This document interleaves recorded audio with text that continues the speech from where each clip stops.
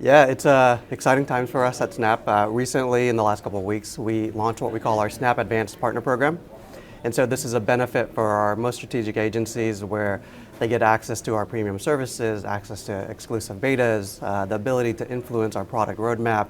And so we've kicked this off over the last couple of weeks. We're going to start to expand the program globally. And so we're really excited about that. We're moving into a much more partner-centric type of organization where more and more things that we're building are going to be built specifically for our partners.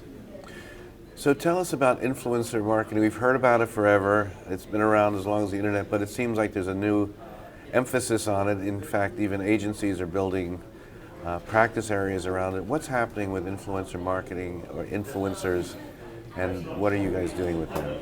Yeah, one really interesting thing that we've noticed is Snapchat now has over 800 million people globally. That's been growing at 10 to 20% every year for the past 5 years. And the reason why people come to our platform is they're able to be their authentic selves. They post their day-to-day moments, they share with their friends. It doesn't need to be highly curated content. And so we're seeing the same thing with creators. Creators are flocking to Snap because they're just posting day-to-day moments. They're posting 50, 100 times a day. They're showing their community exactly what they're doing, brands that they're using, places that they're going. And so we actually commissioned some studies with IPG that shared the content from creators on Snap. Most of our users feel is really authentic, and that they were more likely to purchase products or buy services that were being recommended from our creators. But it's really because of that authentic nature of the platform itself.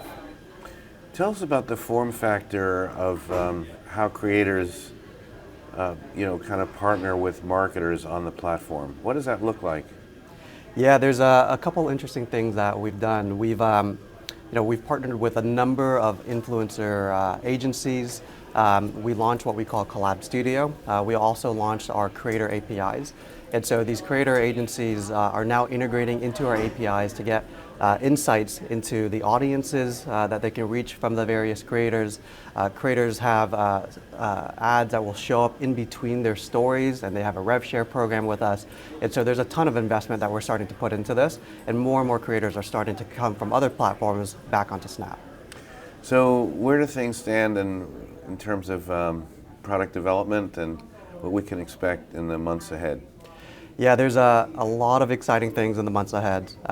We have NewFronts in a couple of weeks where we'll share some of the bigger announcement, but we're making quite a bit of investment in generative AI, also in AR, making sure that we're bringing AR into as many places as possible.